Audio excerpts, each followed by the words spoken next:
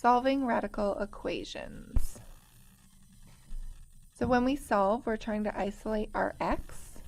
So in order to do that, with the equation that we're given here, we need to get only the radical on one side.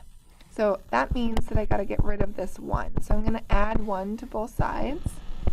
So we get x plus 5 is equal to 4. Then to get rid of the square root, we will square both sides. So we have x plus 5 is equal to 16. And then lastly, we'll subtract 5 from each side. So x is equal to 11. The last thing we need to do is we have to actually check to make sure that it works. So I'm going to sub x is equal to 11 back into our equation.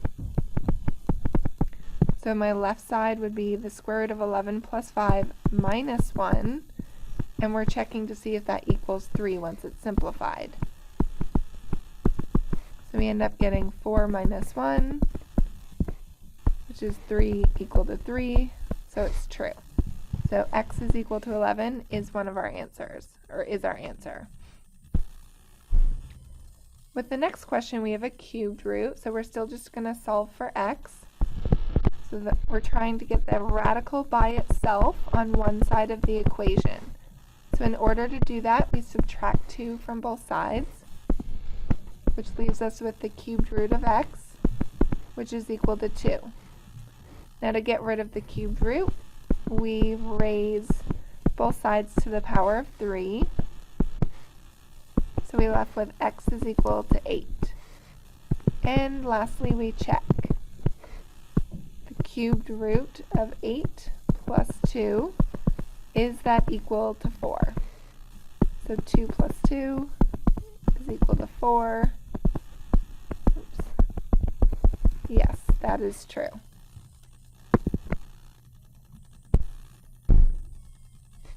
The next one, we already have the radical isolated, which is nice. One less step. So we'll square both sides. On the left-hand side, they cancel, so we're left with 3x minus 2. On the right-hand side, it actually creates a binomial times a binomial situation. So we're going to have to FOIL. X times x is x squared. Inner is negative 4x. Outer is negative 4x, so that's negative 8x. And then last would be plus 16. Since it's a quadratic, because there's an exponent of 2, that means we're going to bring everything to one side. So we're going to add 2 and subtract 3x from both sides. And have 0 on the other side, so we can actually solve the quadratic. So we end up getting x squared minus 11x plus 18. Then we're going to factor, because that's how we're going to solve. So numbers that multiply together to get positive 18 and add to get negative 11. X minus 9 and x minus 2. So x is equal to 9 and x is equal to 2. Now we have to check and make sure that they work. So we'll check x is equal to 9 first. We get 3 times 9 minus 2. Is that equal to 9 minus 4? So 27 minus 2, which is 25. So 5 is equal to 5. So that means that x is equal to 9 works. Now we'll check x is equal to 2. Multiply that by 3. Subtract 2. So we end up getting 6 minus 2. Is that equal to negative 2? Square root of 4. So we get 2 does not equal negative 2. So x plus 2 is not one of our answers. Only x is equal to 9. So what we say is that x is equal to 2 is an extraneous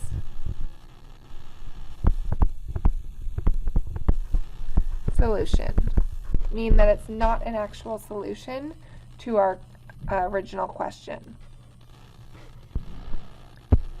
The last question we're going to solve and check. So the question already has the radical isolated, so we're going to square both sides. Since it's a quadratic, because it has that exponent of 2, we need to bring everything to one side, so we'll subtract 7x and 8.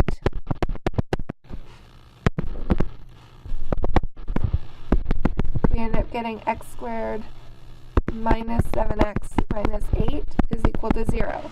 The reason that we want to bring everything to one side is so we can factor. So we're looking at numbers that multiply together to get negative 8 and add to get negative 7.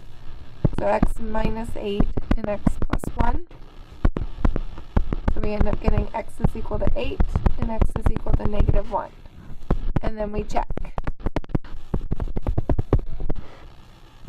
So 8 is equal to the cubed, or not cubed, the square root of 7 times 8 plus 8, which is 56 plus 8, which is 64. So that one works. Then we can check x is equal to negative 1. Oops. So negative 1 is equal to 7 times negative 1 plus 8, which is negative 7 plus 8, which is positive 1. So negative 1 does not equal 1. So that means that only 8 is our solution, and this one is extraneous solution. So don't forget, we have to check.